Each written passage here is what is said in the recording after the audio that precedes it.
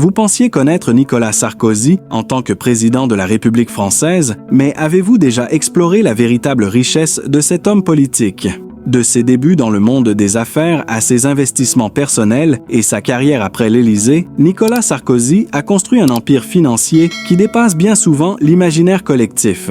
Dans cette vidéo, nous plongeons dans les coulisses des fortunes amassées par l'ancien président et nous vous révélons les secrets de son patrimoine. Comment a-t-il réussi à accumuler une telle richesse après ses années à la tête de l'État? Des biens immobiliers luxueux aux placements financiers secrets, en passant par des contrats juteux, nous allons explorer chaque facette de l'incroyable fortune de Nicolas Sarkozy. Vous serez surpris par ce que nous avons découvert. Entre intrigues, stratégies d'investissement et rencontres influentes, cette vidéo vous dévoile des aspects méconnus de sa vie après le pouvoir. N'attendez plus pour découvrir les détails de la vie d'un homme à la fois puissant et discret. Abonnez-vous et activez la cloche pour ne rien manquer de nos prochaines vidéos sur les secrets des grandes personnalités.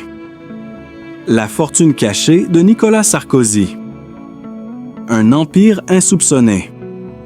Nicolas Sarkozy, ancien président de la République française, est l'une des figures politiques les plus emblématiques de l'histoire contemporaine de la France. Son ascension fulgurante dans le monde politique, son passage à l'Élysée et sa vie après la présidence ont suscité de nombreuses spéculations. Cependant, ce qui reste souvent dans l'ombre, c'est la véritable étendue de sa fortune. Derrière l'image d'un homme politique engagé se cache une richesse qui dépasse les attentes et qui pourrait bien surprendre plus d'un. Découvrez l'incroyable histoire de la fortune de Nicolas Sarkozy, une fortune accumulée au fil des années, à travers des stratégies complexes, des investissements astucieux et des relations influentes. Des débuts discrets mais prometteurs. Nicolas Sarkozy est né le 28 janvier 1955 dans une famille d'origine hongroise. Issu d'un milieu modeste, il a réussi, dès son jeune âge, à se faire une place dans les cercles du pouvoir. Avant même d'être élu président, il a su tisser des liens solides avec le monde des affaires. Dès son entrée en politique, il comprend rapidement l'importance des relations financières et des placements à long terme. Mais la vraie question est, comment un homme issu d'une famille modeste parvient-il à accumuler une telle fortune au fil du temps? Son passage en tant que ministre de l'Intérieur, puis de l'Économie, a été marqué par une série de réformes et de décisions qui l'ont non seulement propulsé au sommet de l'État, mais lui ont aussi permis d'acquérir une base financière solide. Son ascension a été favorisée par son réseau d'influence, notamment avec des personnalités du monde des affaires. Ces relations vont s'avérer cruciales lorsqu'il quittera l'Élysée. Le temps présidence, un premier pas vers l'accroissement de sa richesse. Bien avant d'être élu président, Sarkozy avait déjà divers investissements dans l'immobilier et les affaires. Cependant, c'est à l'Élysée que sa richesse commence réellement à exploser. Pendant son mandat, il multiplie les affaires discrètes, souvent sous forme de partenariats avec des grands groupes industriels, des acteurs économiques influents et des grandes fortunes internationales. L'un des aspects les plus étonnants de la fortune de Nicolas Sarkozy est la manière dont il a su diversifier ses investissements. En parallèle de sa carrière politique, il a investi dans l'immobilier de luxe à Paris, mais aussi dans des propriétés à l'étranger. Ses goûts pour les résidences prestigieuses sont bien connus, mais qu'en est-il des fonds qu'il aurait pu accumuler dans des placements financiers? Les propriétés de luxe, des résidences époustouflantes. Tout le monde connaît la demeure de Nicolas Sarkozy et de son épouse Carla Bruni, une luxueuse villa sur la Côte d'Azur. Mais ce n'est qu'une des nombreuses propriétés de l'ex-président. Il aurait, selon certaines sources, une série de résidences à Paris, dans des quartiers huppés comme le 16e arrondissement. Sa villa à la Lanterne, près de Versailles, est un véritable palais, un domaine de plusieurs hectares, avec des vues imprenables sur la nature environnante. À côté de ses résidences françaises, Nicolas Sarkozy possède également des propriétés à l'étranger, notamment en Italie et en Belgique. Ses investissements immobiliers sont loin d'être anodins. Il semble que Sarkozy ait choisi les endroits les plus stratégiques pour placer son argent, privilégiant des zones géographiques dont la valeur ne cesse de croître. Les investissements secrets. Où va l'argent de Sarkozy? Nicolas Sarkozy ne se contente pas d'investir dans l'immobilier. Il est aussi un fin stratège en matière de placement financier.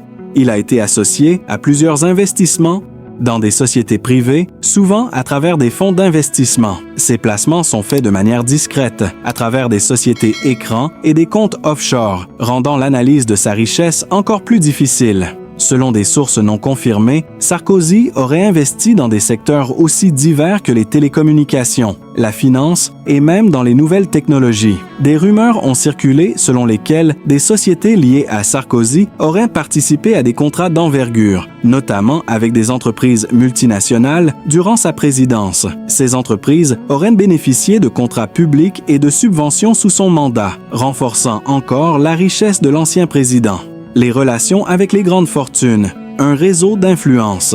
Le véritable secret derrière la fortune de Nicolas Sarkozy réside probablement dans ses relations. Un homme politique aussi influent n'a pas seulement des alliés dans le monde des affaires, mais aussi dans les cercles les plus fermés de la finance mondiale. Parmi ses proches de contact, on trouve des noms comme Bernard Arnault, patron de LVMH, Arnaud Lagardère, groupe Lagardère, et d'autres milliardaires français et internationaux.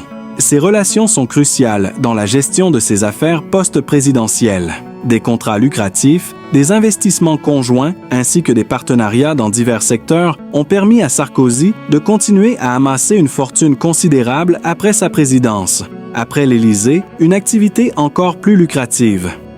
Une fois qu'il quitte le pouvoir, Nicolas Sarkozy ne reste pas inactif, loin de là. Après 2012, il s'engage dans une série d'activités extrêmement lucratives. Il devient consultant pour des entreprises internationales et des gouvernements étrangers. Il intervient dans des conférences rémunérées à des prix astronomiques et ses livres, en particulier ses mémoires, connaissent un immense succès commercial. Il n'est pas rare que les chiffres de ses interventions dépassent les centaines de milliers d'euros, ce qui vient s'ajouter à ses investissements antérieurs. En parallèle, il continue d'entretenir son réseau, s'associant à des projets d'envergure internationale et continuant de diversifier ses placements financiers. La vie post-présidentielle, de nouvelles opportunités de richesse. La fin de son mandat présidentiel marque le début d'une nouvelle ère pour Nicolas Sarkozy. En dehors de ses activités politiques, il s'illustre dans l'univers du consulting, des conférences et même des investissements à l'international. Son influence reste grande et de nombreuses entreprises continuent de de solliciter son expertise. Mais ce qui est vraiment surprenant, c'est l'étendue de ses placements en dehors de la France. Sarkozy est désormais impliqué dans des affaires en Afrique, au Moyen-Orient et dans plusieurs pays européens, où il conseille des leaders et des entreprises dans des domaines variés. Certains affirment même qu'il aurait des parts dans des projets gérés par des fonds d'investissement privés, souvent dans des secteurs porteurs comme les énergies renouvelables ou les technologies de pointe. Un style de vie inaccessible. Le luxe à chaque coin de rue. En matière de style de vie, Nicolas Sarkozy n'a jamais caché son goût pour le luxe. Il est connu pour ses goûts raffinés en matière de voitures, de vêtements et de vacances. Son yacht, par exemple, est un symbole de son statut social, tout comme ses escapades en jet privé. Les vacances de Sarkozy, souvent dans des destinations exotiques, sont loin d'être ordinaires. Ses relations avec Carla Bruni, l'ex-top modèle et chanteuse, ont également contribué à renforcer l'image d'un couple vivant dans un luxe sans fin. Le couple a fait plusieurs apparitions publiques dans des lieux exclusifs et des détails de leur vie privée révèlent un train de vie que la plupart des Français peuvent même seulement rêver de connaître. Le véritable montant de sa fortune. Combien de zéros? Bien que les chiffres précis de la fortune de Nicolas Sarkozy ne soient même pas officiels, certaines estimations avancent des montants impressionnants. On parle de plusieurs dizaines de millions d'euros, voire plus. Ses investissements dans l'immobilier, ses placements financiers et ses activités après la présidence en font un homme parmi les plus riches de France. Et contrairement à ce que beaucoup pourraient y croire, cette richesse ne provient pas uniquement de sa carrière politique. Conclusion. L'empire caché de Nicolas Sarkozy. La fortune de Nicolas Sarkozy reste en grande partie un mystère. Ce que l'on sait, c'est qu'il a réussi à accumuler une richesse colossale grâce à ses talents d'investisseur, son réseau d'influence et ses opportunités exceptionnelles. Sa vie après la présidence est un véritable exemple de réussite financière. Il a su transformer ses relations, ses expériences et son statut en une véritable fortune, lui permettant de vivre dans le luxe. Nicolas Sarkozy, l'homme au destin exceptionnel. Nicolas Sarkozy, ancien président de la République française, est une figure incontournable du paysage politique français. Son parcours, jalonné de succès et d'épreuves, est celui d'un homme déterminé, prêt à tout pour atteindre ses objectifs. Avec une ascension fulgurante dans le monde de la politique, une carrière marquée par des réformes audacieuses et un style de vie souvent controversé, Nicolas Sarkozy a su captiver l'attention, tant des Français que du monde entier. Ce récit retrace les grandes étapes de la vie de cet homme, de son enfance jusqu'à sa présidence, en passant par sa carrière politique et ses engagements personnels. C'est l'histoire d'une réussite qui, malgré les turbulences, reste l'une des plus remarquables du XXIe siècle. Les origines. Une enfance marquée par la volonté, Nicolas Sarkozy naît le 28 janvier 1955 à Paris, dans une famille d'origine hongroise et aristocratique. Son père, Pál Sarkozy, était un médecin d'origine hongroise, et sa mère, André, une descendante d'une famille bourgeoise.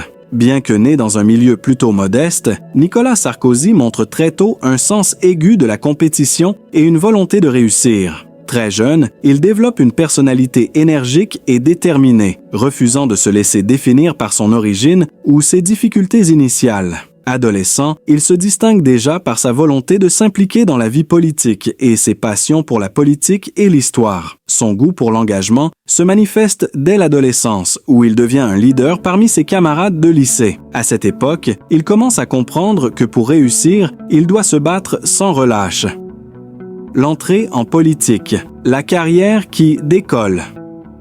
C'est en 1978 que Nicolas Sarkozy commence sa carrière politique. Après avoir obtenu son diplôme de Sciences Po Paris, il intègre l'École nationale d'administration, UNA, une école prestigieuse qui forme l'élite des dirigeants français. Là, il se lie d'amitié avec des personnalités politiques qui influenceront son parcours. Nicolas Sarkozy commence par occuper des fonctions mineures, mais son ambition et sa capacité à se faire remarquer lui permettent de se hisser rapidement. En 1983, il devient maire de Neuilly-sur-Seine, une ville de la banlieue parisienne. Ce poste constitue un tremplin dans sa carrière. Dès son élection, il entreprend de moderniser la ville et se fait connaître pour son dynamisme et son pragmatisme. Sous sa direction, Neuilly connaît un essor économique, ce qui lui confère une image d'homme politique pragmatique, capable de gérer avec efficacité. Mais au-delà de la gestion municipale,